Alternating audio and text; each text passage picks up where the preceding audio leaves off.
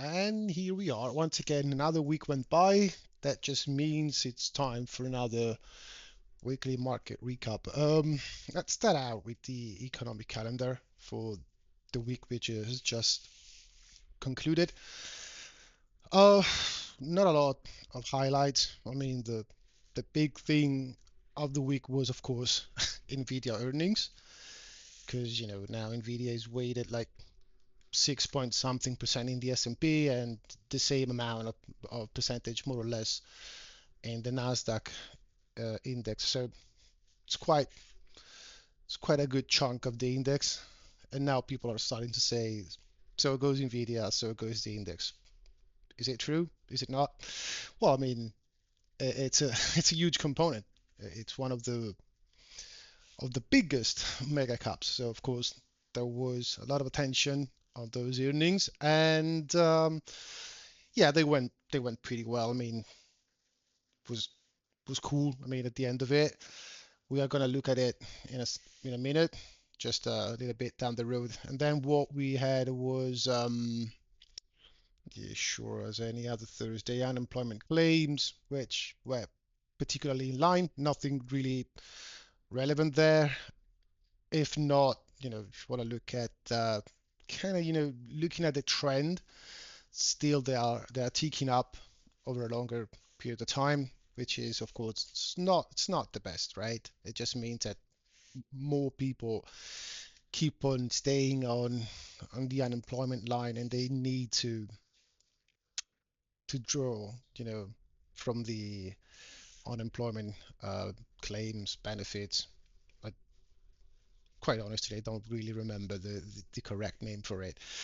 But we also had at least a preliminary estimations for GDP, which was again good enough. Um,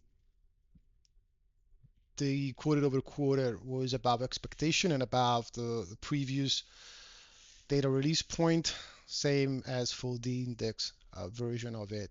The 2.3 was the previous and the forecast.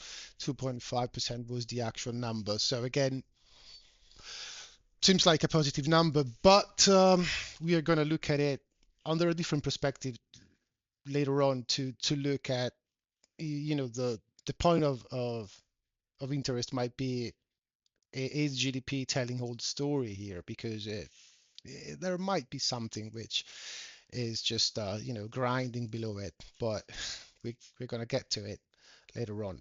And then core PC, so the PC, um, which is very interesting, at least for the Fed. They are all focused on this particular value, and it was basically stable, 0.2%. As for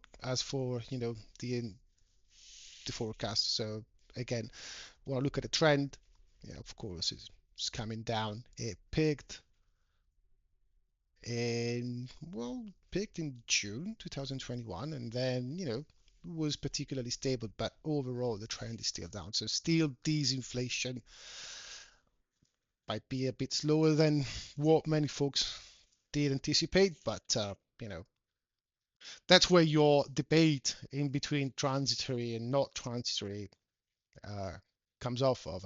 It's just the speed at which something can get back in line or coming back down after the initial spike. So, it's always relative to your time horizon, right? You might say something is transitory if you're looking at the next 50 years, but if you're just looking at the next 6 months, you might say, you know what, it spiked up and never came back down to these levels over the following 6 months. So maybe it wasn't transitory, it was entrenched, right? It really depends on how you look at it, and the level of magnification you want to have on the data. But I mean, I might say that since we are talking macro, when you look at these particular data points, you can't just look at it in terms of 6, 8 months, and even 1 year sometimes. You need to expand your time horizon when you're trying to reconcile all these different data, right? But anyway, that was the week. As for the economic calendar, let's just check a few charts, the usual. So the DXY it had a little bit of a bounce after a month, 2 months of downtrend. I mean, it was a little bit expected, right?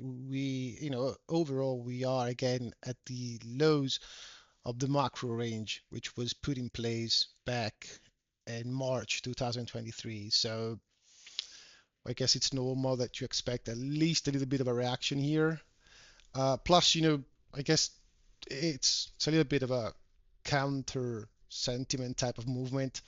Everyone was so bearish at the US dollar, and then you got the interest rates differential dynamic coming into play with the Fed starting to be more and more sure about rate cuts, and therefore many people might say this might be a good moment to ditch the US dollar since that differential is gonna at least start to evaporate in the coming months with the Fed becoming a bit more dovish and starting to easing financial conditions, which we could be up for debate if they're really easing, same as it could be up for debate if they were really restrictive back then.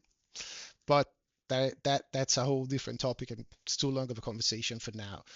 And of course, conversely, you see the euro and the British pound, which after a good run to the upside, they got a bit exhausted.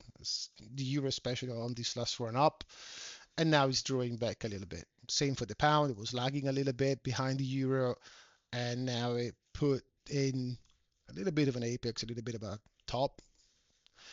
Uh, Whether this is short term or long term, that remains to be seen. But the level was pretty cool, at least for the pound. I don't know if you're able to see that, but well, basically we retested in an old apex right above a few highs, so a little bit of a pool of liquidity, which was formed back in again March 2022. So you know, although you might think this stuff so far in the past don't have relevancy, you might find out sometimes they have it. Quoting Mark Douglas, right? The market tends to have a memory, which I found to be particularly true. So I would agree. Now, even if you look at the euro, now don't ask me where this level is coming from. Probably I drew it back in the days when I was still following currencies particularly closely. Now I'm not, but looks like this level provided a little bit of a resistance for price action, so it came back down. As for the yen, again, the fears of the carry trade keeping on unwinding. But instead, the yen was particularly stable. Yeah, it had a little bit of a bounce, but it closed down the week on a little bit of a weakness. Same as the euro, right? It went up and then it just drew back a little bit. And again, I always forget, but there you go. So you can track the euro and the pound a little bit better now. Okay. So no continuation, no higher highs for the yen against the dollar, which should leave the situation as for the funding mechanism, the liquidity, the carry, and all that talking about leverage and whatnot. It should leave the situation particularly stable for now. Also because I guess the huge deleverage has already happened. So now you expect these price action right here to get a little bit stable before making his next move, right? So that should be the logic of it, at least for my understanding and from my standpoint. So let's check. What was that? Oil. For some reason, I always have this slippery tongue when I need to talk of oil versus gold. I always tend to confuse them, at least the names, right?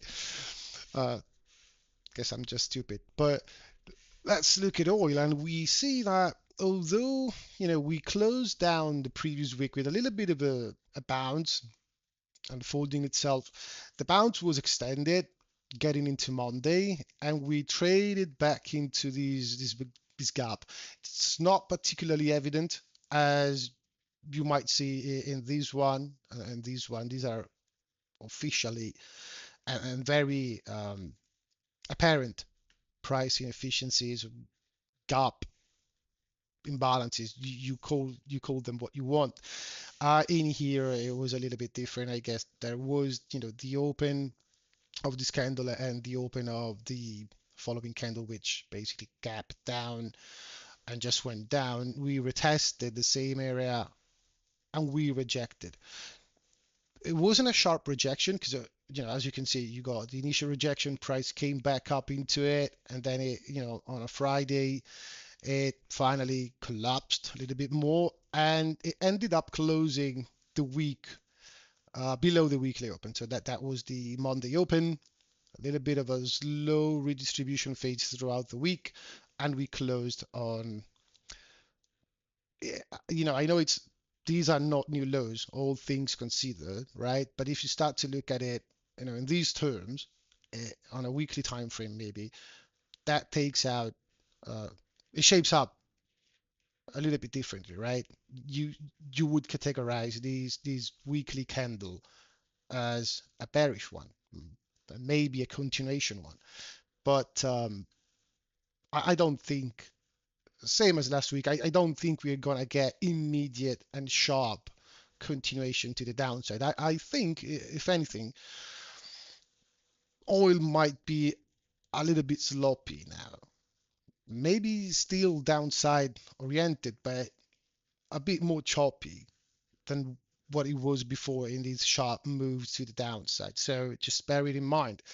And as I always say, bear in mind the geopolitical implications that we are seeing, especially in the Middle East, because you never know, right? So if you are an oil trader, I guess, I'm sure you're constantly checking what's going on there. Other than that, as usual for oil, we could look at the break evens, and they are not, all right, they are not telling anything particularly new. If not, maybe let's try to zoom in. No, the 10 and the 5s, they're still very well correlated. They didn't make new lows, as oil didn't make new lows on our trading view is having a little bit of an hiccup here. There you go.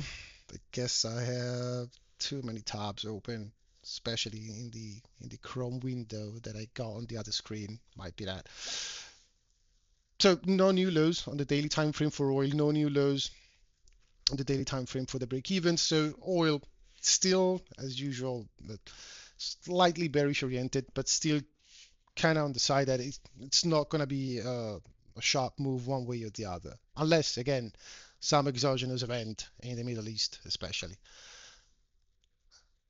Going ahead, and I guess we are going to have to deal with these little hiccup from TradingView. We're basically reloading every single chart I'm going to visualize from here on out, but well, as long as it's just these 2 seconds, we can live with it.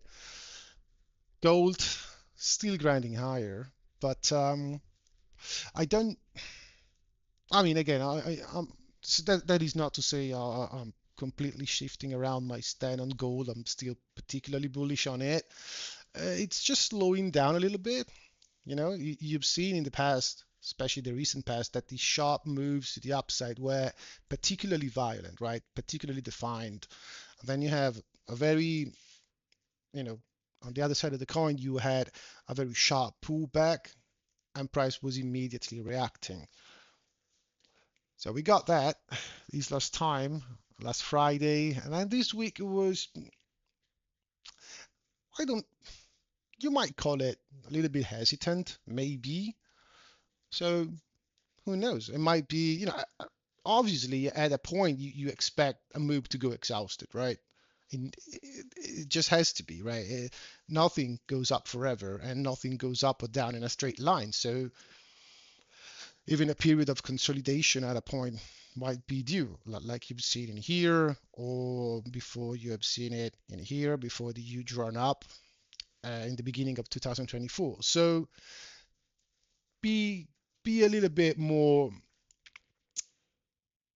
cautious, maybe. And if you see it starts to slow down the pace at which it's going up, try to monitor, try to seek for the lows that you might deem as invalidation of the trend or switching from bullish to neutral. There was something about gold I wanted to highlight a little bit here. Was this one over here, this report right here. So it looks like, although the spot price of gold just went up, at the same time, if you check the ETFs, therefore you associate the ETF with retail investors, right? Because that's one of the favorite venues for a retailer to be invested into something. It's very easy to acquire. There are not a lot of barriers in order to get in. It's pretty accessible, so many investors tend to prefer these instruments right here. You just need to sign up with a broker and you're gonna have access to them, and then you can buy, sell, as you would do with any other type of platform on any other type of different time frame. So it should be basically the same. And it looks like while spot was going up, these ETFs they kind of missed this train. So you might say, okay, so but what does it mean? It just means that it's going up and then retailers are not following along. Usually, I mean, if you want to build up a bearish case, that should be the opposite. Like, retailers piled in and institutionals or big guys, they actually unloaded positions. In here, it looks just like retailers lost interest. God knows why. So again, if you if you want to be bearish at any cost, you might say, okay, so the next time the spot price comes back down, retailers which missed the first move up, well, the latest move up, they're gonna pile in trying to catch the knife, and at that point, they're gonna be the exit liquidity for the big guys or the smart money which are already in the move up, and they're trying to distribute and finding the liquidity on the buy side by the retailers. Maybe, might be, who knows. It was just interesting to see this kind of a divergence, because if you look at the past, you don't see it quite often. So uh, I don't have a clear answer to it, but it was just something which, it kind of caught my eyes a little bit, right? Getting back to the charts once again, let's have a look at Bitcoin.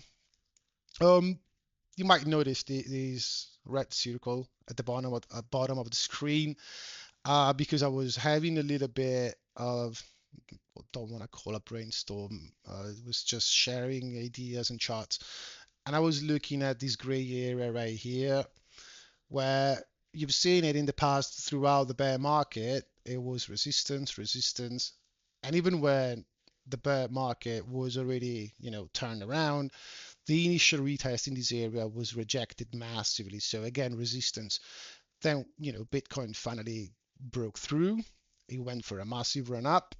And now on this latest week to the downside, it looks like it was flipped as support. All right. So far, all good.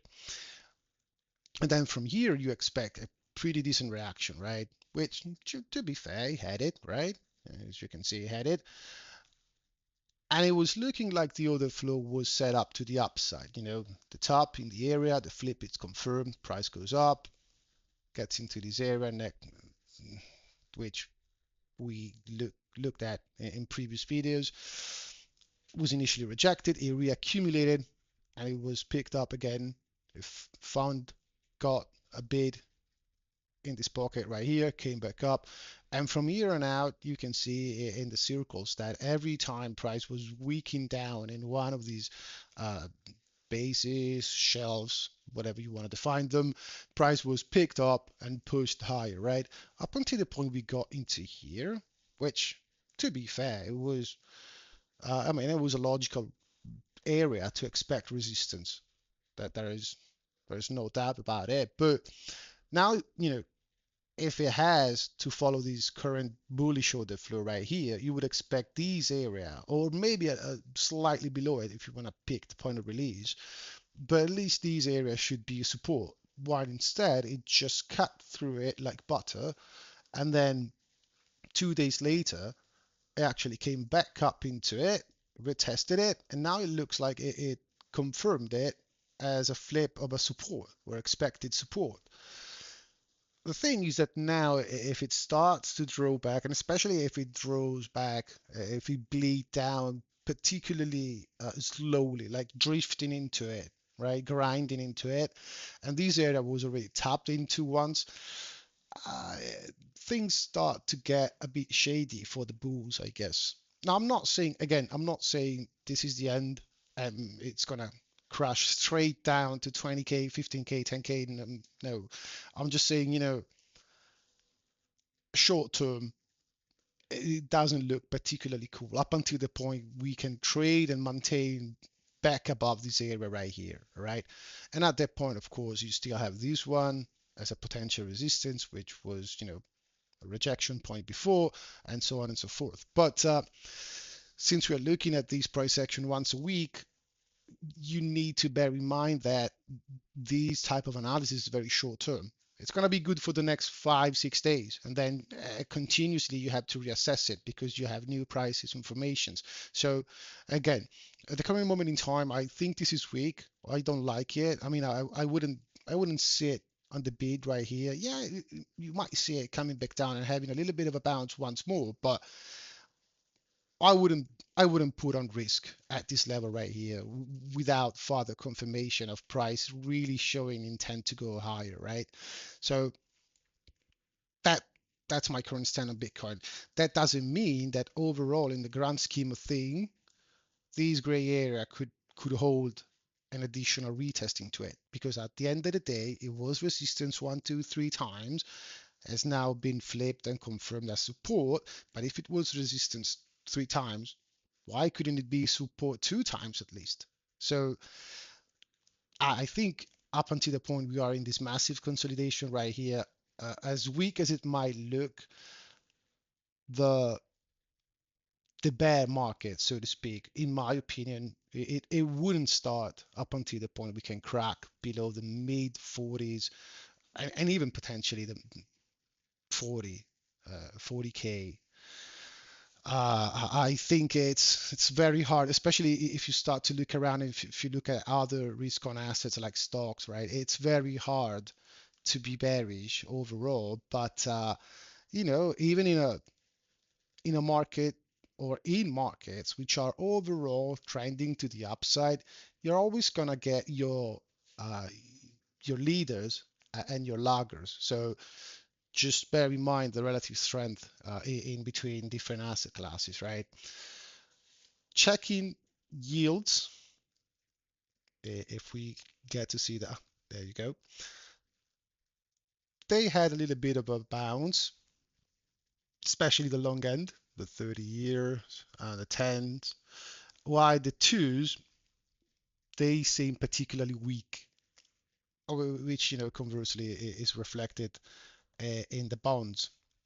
As you can see, you see that the 2 year, it's still going up, relatively stable. The others are just finding a little bit of hesitation here, which of course, I mean, if this chart is not clear enough, that just means if you want to look at the whole picture here, that just means that the yield curve, or at least the tens minus the twos, finally it looks like it's getting uninverted.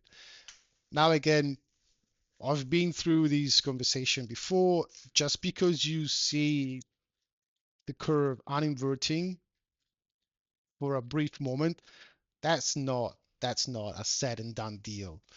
I know it might be boring. I know it might be kind of frustrating having to wait, but the correct way of identifying it and confirming it, it's kind of like in here when you had the inversion. You need to see it going and staying uninverted. right here, right? While in the past, the initial test, the initial inversion was very quickly reverted. The true inversion came in when the line, the curve managed to go inverted and stay inverted for quite a bit of time. It's going to be the same process in uninverting it. So just hold your horses a little bit, because as any other thing in macro, it's gonna take a little bit of a time. At least, at the very least, another month, up until you see Powell actually starting, dropping rates. So a little bit of a patience is required here, but at a point it's gonna have to uninvert, right? That's that's what historically happens. Okay, so give it a little bit more time, and even if you are planning some specific trade on the bonds by taking advantages of this dynamic, be patient, because the timing of it might require a little bit more of, let's call it granularity, if you want, just to not repeat the word patience once again, which I just did. So now everything is pointless. Let's start to look at stocks, right? Um, Indices, so the indices, the futures, yes, NQs, and the Dow. Um, it's kind of the same picture as last week. Uh, do you see the NQ futures being the weakest of the pack? While it looks like the Dow is the one leading the charge right now, and the S&P overall had a pretty good retest into this point of release coming off of the unwinding of the carry trade. Now it's been flipped after a V-shaped recovery. And as you can see, as soon as you flip it, the first test into it is usually a good one to be bought and to provide reaction. Okay, that's just the flip of the liquidity which was injected right here, which originated the point of release itself. And then when you see it flipped, you might expect, at least at first pass, an initial push to the upside in this case, because it's just as any other support resistance flip, right? So for now, everything is cool. As I said last week, although I might come across as a perma bear, the chart is bullish. We talked about the breadth of the market and all that shit. If you want to kind of have a little bit of a more prolonged conversation, go check last week's video. I'm not going to repeat every single thing I said, because otherwise we're going to stay here for an hour or more. And I already recorded an hour long, even more than an hour long video last week, so I don't want to repeat myself. Uh, Still remaining on the topic of indices, this was the chart I was showing when I said this chart is bullish, so I am bullish. And you see the area, right, which was flipped and confirmed is being retested another time.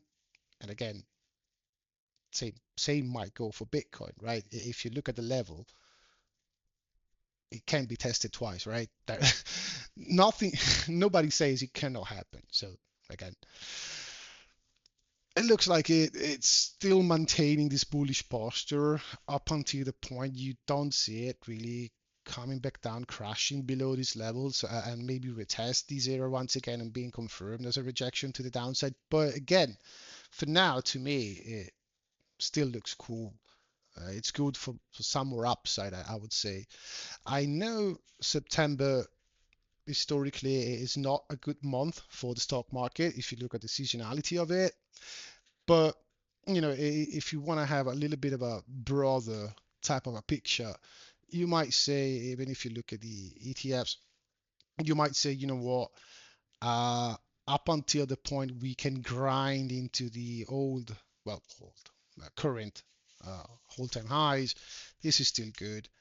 Uh, All-time highs at this point should provide a good level of resistance, but we are grinding into it. So again, up until something changes, I'm expecting this chart to keep on going higher. Still, as I said last week, the only thing I'm not particularly liking at the current moment in time, it's still the same if you look at the sector. Now I'm just looking at the last 5 days because I checked the last 5 year and the last month in the other video recorded previously. So just to look at these week of price action, you keep on seeing that technology is negative, communication services negative, consumer discretionary negative. And again, in a real huge bull market, I would prefer the Nasdaq to be leading the charge. So I would expect these sectors to be the ones leading instead of seeing something like utilities, consumer staples, real estate, or financials. Maybe that's just me, but that's not the ideal setup when it comes down to dissecting the sectors and seeing who's performing better than the other, right? It could be reverted, it could be flipped to the other side next week. Who knows? I'm just saying for now and for the last month, uh, I don't really think this is what you want to see. You don't want to see utilities leading the charge. You don't want to see consumer staples. I'm not convinced, at least by this data set, right? Uh, but other than that, the rest of the chart is bullish, so I mean, why not? Yeah, especially for these, right? We're still on an open shares buyback window, and these are the volumes on the buy side which have been added by corporations. So it's hard to be bearish when you got this amount of buying getting into the market, and especially looking at history since buybacks were implemented. You can see that when those windows are open, the percent of change on an annualized base for the S&P, it's particularly correlated to them. So it is something which is very hard to be faded in my view. All right, so just pay attention to it. Since we are in this folder, let's look at the big topic of the week, which was Nvidia. So it looks like again the earnings went good, right? Um, I had another one which was highlighting the particular, where was it? Guess. Oh, yeah, there you go. So you can see the change from the previous quarter, 16% up as for the data center part of the revenues. Gaming and AI PC, 9% up. Uh, Professional applications, 6% up. And automotive and robotics was 5% up. So all in all, it was a good month for Nvidia. I'm just scrolling through all of them, so I don't have to read them. But then if you just pause the video, you can actually read what was reported. And this was just, by the way, kind of like those live commentary updates that you get on different website. I guess I took this one from, I guess it was in Vistopedia, if I'm not mistaken it. But anyway, just to get the gist of it. And I guess to to link it was what I was talking about when it comes down to corporate share buybacks. You see, they just announced they approved a 50 billion share buyback plan. So again, it's it's hard. It's hard to keep on being bearish when you have this amount of liquidity getting into the market on the buy side, right? Hitting the bid essentially. Could it change? Yeah, yeah. I mean, everything could change. Why not? But at least for the next week, I keep on being bullish, right? And the chart is bullish. The data, at least the data which should be the most impactful for price action, are still on the bullish side. And so, although I might be cognizant of other stuff like unemployment, like the yield curve uninverting, the sum rule, what I discussed last week about our rate cuts, particularly bullish or bearish for the stock market, although you might be cognizant of all those dynamics, as I said, you trade the market you have. It's hard to trade the market you wish you had, but I guess everyone would like it, but it just doesn't work that way. Okay, so that's it. I guess that's all.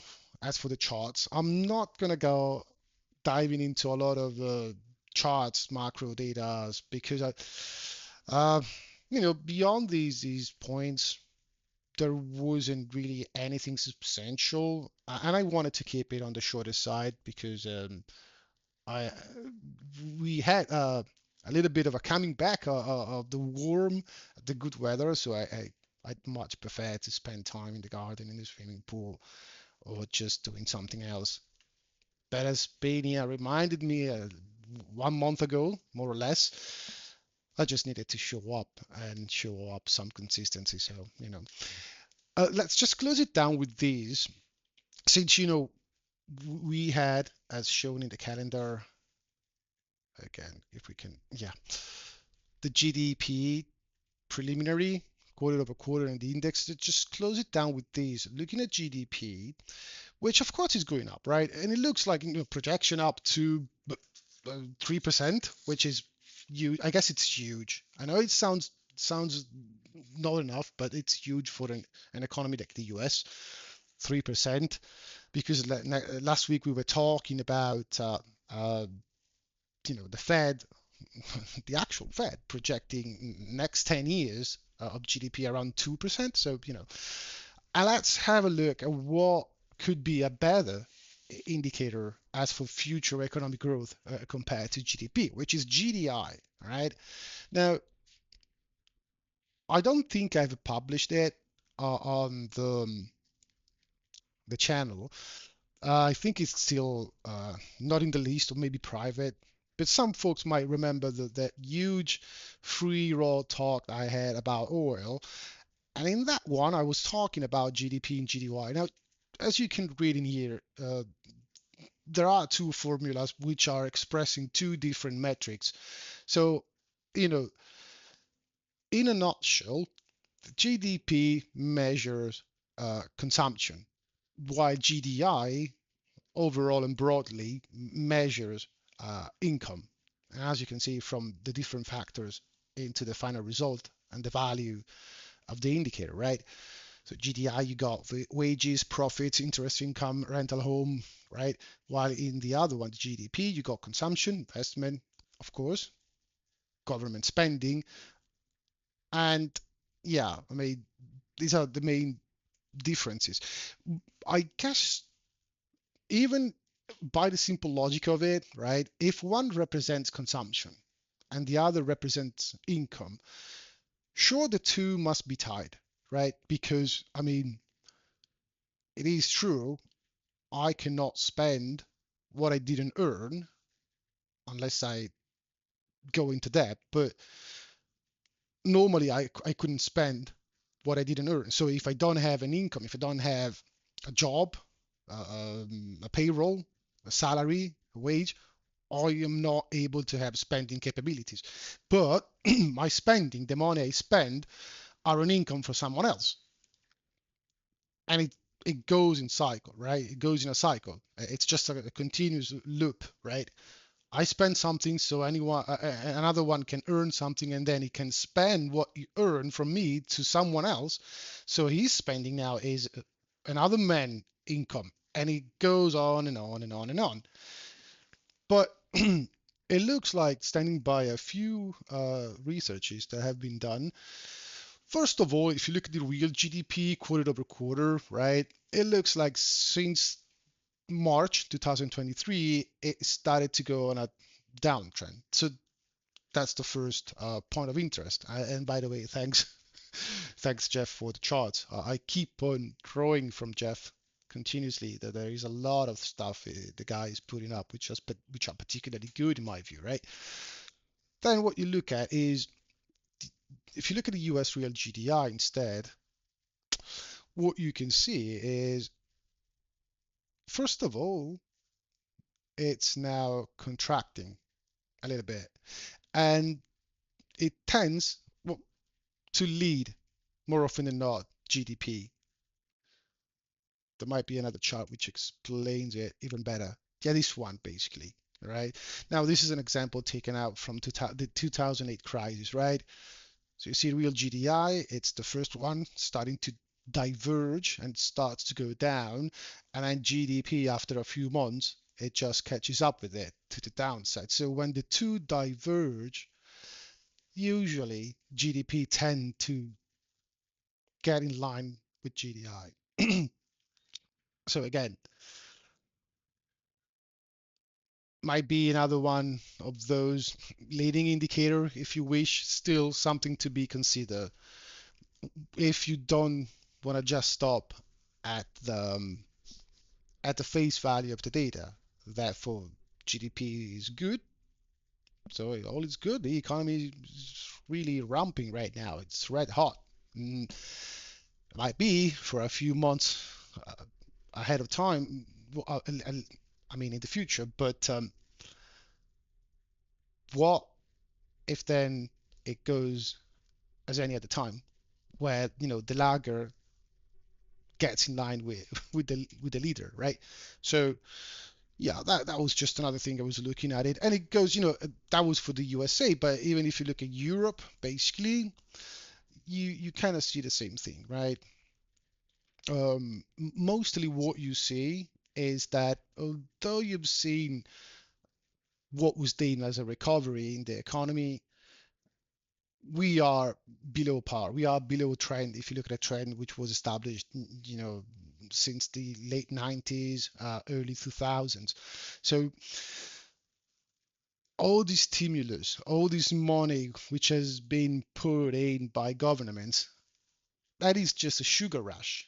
And when the sugar goes out, you have been brought back to the real fundamentals conditions of the economy, which is not good. I mean, you can look at many different surveys based on what actual people are thinking, and everyone is moaning about the real economy. So it might be good, the data might be stellar for Jay Powell, for Christine Lagarde, and whoever.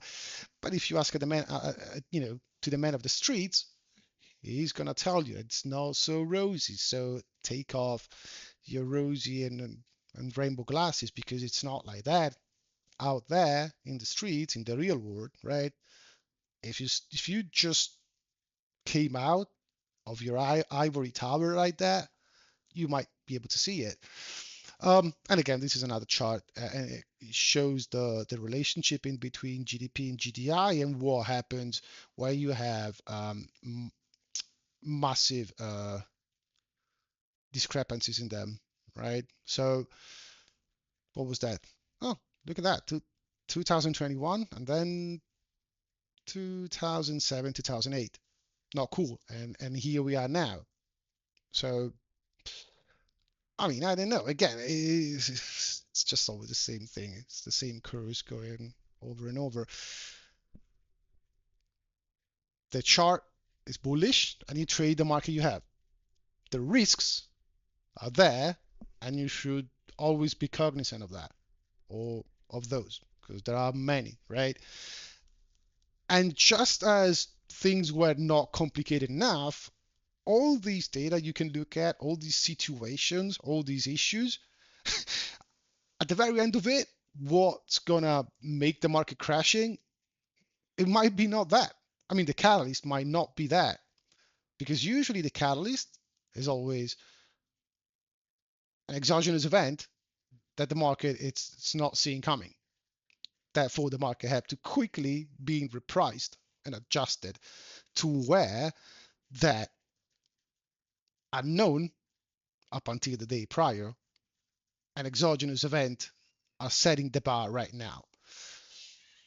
So you might say, okay, so it doesn't, I mean, it serves no purpose, right? Having to deal with all these numbers, all these charts, all these statistics, all these leading, lagging indicator forecasting. If then you you don't have any way to know what's going to be, which throw up the risk aversion type of a thermometer to skyrocket to the moon, what's the point in all of it? Well, the point is being cognizant of the risks, so that when that exogenous event finally comes, at least you're not gonna be found with your pants down, ready to be fucked. That's the point of it, because the point of it, as usual, as in investing, as for day trading, it doesn't matter whether you trade and you invest your money with a 10 to 20 years horizon, whether you trade the 5 second chart on your favorite asset class. The key point and the first uh, rule of thumb in order to survive in this market is risk management. So you always need to keep in check the risks. Always need to think of how am I losing to risk ahead of how much money could I make. That's the whole point. I know it might be boring. I know it might be uh, frustrating, and I know it might not be a huge satisfaction, but I mean, what you're gonna do? These are the markets we have, and these the safest and most logical way to approach them if you don't want to get caught, because it might go good, it might be huge and stellar for you for 6 months, 1 year, 2 years, 5 years, and sometimes all it takes to undo everything of value you've done over the last 5 years is just a week if you don't pay attention to stuff like this. So just be mindful, but at the same time, don't be obsessed, right? The world is not gonna end tomorrow or next week, next month, not even in like next year. So just take it as it comes and try to be nimble and be sharp. With that said, as usual, have a nice rest of your Sunday. Gonna check in next week, most likely. So be nice and be cool. Neil's out.